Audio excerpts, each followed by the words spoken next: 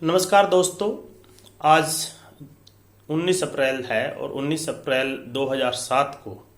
Supreme court ने Jessica लाल murder case में अपना डिसीजन दिया था, जो कि एक क्रिमिनल लॉ के मामलों में एक लीडिंग जजमेंट है। और उस केस का नाम आप जानते भी होंगे, जो कि Siddharth Vashishtha alias Mannu Sharma versus NCT of Delhi, इस नाम से ये केस है। और इसका डिसीजन 19 अप्रैल 2007 को हुआ। इसमें जो घटना थी वो 1999 की 29-30 अप्रैल की रात की घटना थी। एक दिल्ली में एक पार्टी चल रही थी और पार्टी में शराब सर्व की जा रही थी, और उसमें दो जो शराब सर्व करने वाले थे, एक एक्टर हैं, बॉलीवुड एक्टर सयान मुखर्जी, और उसके अलावा जेसिका लाल थी जो वहाँ शराब सर्व कर रही थी। और रात को करीबन 2 बजे मन्नू शर्मा जो है अपने कुछ दोस्तों के साथ वहाँ आता है और वहाँ पर शराब की डिमांड करता है। जेसिका लाल उसको कहती है कि पार्टी ओवर हो चुकी है और अब हम शराब जो है सर्व नहीं कर सकते। क्योंकि मन्नू शर्मा हरियाणा के एक बहुत बड़े पॉलिटिशियन विनोद शर्मा का बेटा था, और वो उसी गुरूर में वहाँ पर उसके साथ कहासुनी करता है और अपनी पिस्टल निकाल करके एक हवाई फायर कर देता है।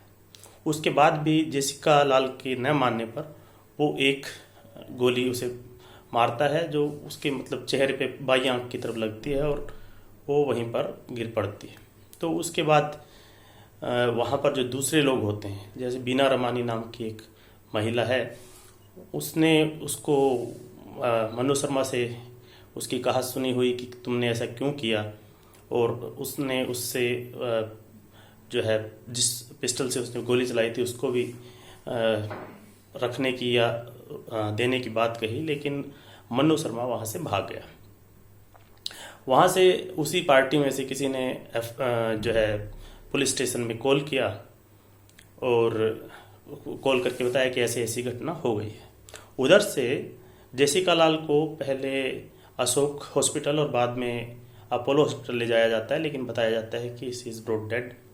तो मर चुकी है। और उसके बाद में इसका जो है ट्रायल चलता है। ट्रायल जो चलता है उसमें कई तरह के उसमें इश्यू आते हैं कि उसमें प्रोसिक्यूशन की तरफ से और जो पब्लिक प्रोसिक्यूटर होता है उसकी तरफ से कुछ डिस्क्लोजर नहीं किया जाता है, और कुछ लैब की रिपोर्ट्स हैं वो भी वेग होती हैं। काफ़ी जो उसमें विटनेस होते हैं वो हॉस्टाइल हो जाते हैं, वो जो भी पॉलिटिकल प्रेशर और इन सब चीज़ों के चलते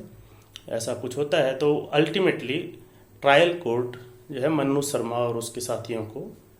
एक्विट कर देता है। इसके बाद मीडिया में बहुत इसकी ज़्यादा इस जजमेंट का क्रिटिसिज्म होता है, ट्रायल कोर्ट के जजमेंट का, और मीडिया की क्रिटिसिज्म के चलते। और उसके बाद जब अपील में दिल्ली हाई कोर्ट जब जाता है, तो दिल्ली हाई कोर्ट में जो एक्विटल है उसका रिवर्सल हो जाता है,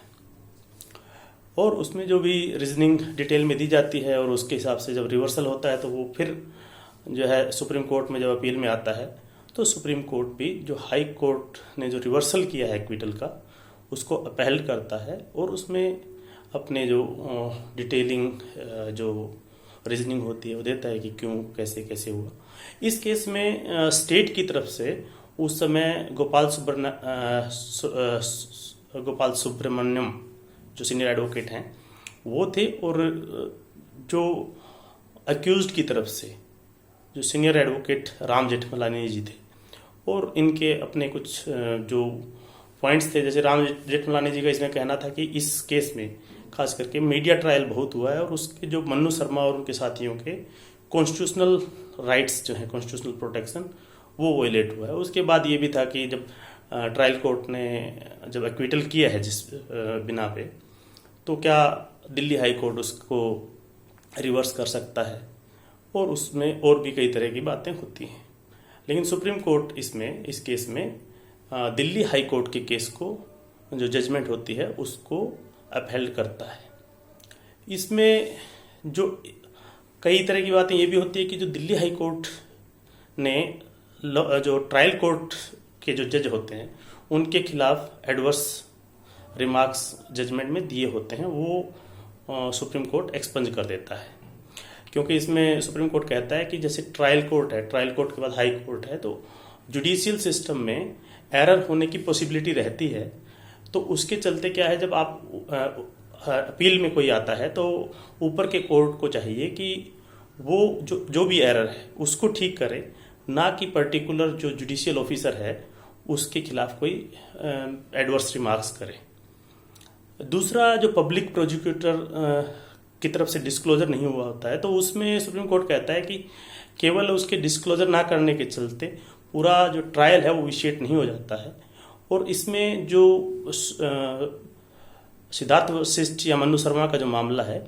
इसमें ये भी एक खास बात ये रहती है कि इसमें जो लेबोरेटरीज वाले जो भी साइंटिफिक एविडेंस होती है वो भी कुछ वेग होती है, कुछ ढेर सारे जो विटनेस होते हैं वो भी हॉस्टाइल हो गए होते हैं। लेकिन उसके बावजूद भी सुप्रीम कोर्ट कहता है कि जो हाई कोर्ट ने जजमेंट दिया है वो सही है, क्योंकि जो भी बिहेवियर मन्नू शर्मा का है, एक तो ये कि ओक्यूलर टेस्टिमोनी के थ्रू विटनेस बोलते हैं कि वहाँ पे मन्नू शर्मा आया था और उसने ऐसा ऐसा किया था। दूसरी चीज़ उसमें यह है कि उसके बाद की जो उसका जो बिहेवियर है मन्नू शर्मा का, कि वो वहाँ से भाग जाता है और उसके बाद में उसकी जो कॉलिंग डिटेल्स वगैरह होती है उसके हिसाब से भी उसके ऊपर केस बनता है। दूसरी बात उसमें ये भी कही जाती है कि जो ये लोग वहाँ पर एफआईआर की बात थी, जैसे एफआईआर फ़ोन के द्वारा एफआईआर है तो वो मानी जाए या ना मानी जाए, तो उसमें कहा गया कि अगर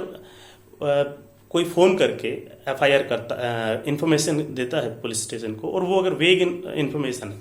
तो वो एफआईआर नहीं मानी जाएगी, लेकिन अगर डिटेल है तो उसको एफआईआर माना जाएगा। इसमें मीडिया ट्रायल की भी बात की गई है कि मीडिया के लिए कहा गया है कि मीडिया ये ध्यान दें कि कहीं मीडिया अपनी रिपोर्टिंग करते हुए एक ड्यूटीफुल रिपोर्टिंग और मीडिया ट्रायल, इसमें फ़र्क है। और मीडिया को ये ध्यान देना चाहिए कि जब कभी भी मीडिया जब रिपोर्ट करता है ऐसे केसेस के बारे में, तो कहीं उसका जो अक्यूज्ड है उसके भी राइट या कॉन्स्टिट्यूशनल प्रोटेक्शन है वो तो वोलेट नहीं हो रहे हैं। और इस तरह से सुप्रीम कोर्ट 19 अप्रैल 2007 को जेसिका लाल मर्डर केस में अपना वर्डिक्ट देता है और उन्हें उम्र कैद की सज़ा देता है, मन्नू शर्मा और उनके साथियों को। और इस तरह से तकरीबन 8 साल बाद, घटना के 8 साल बाद जेसिका लाल को एक तरह से न्याय मिलता है।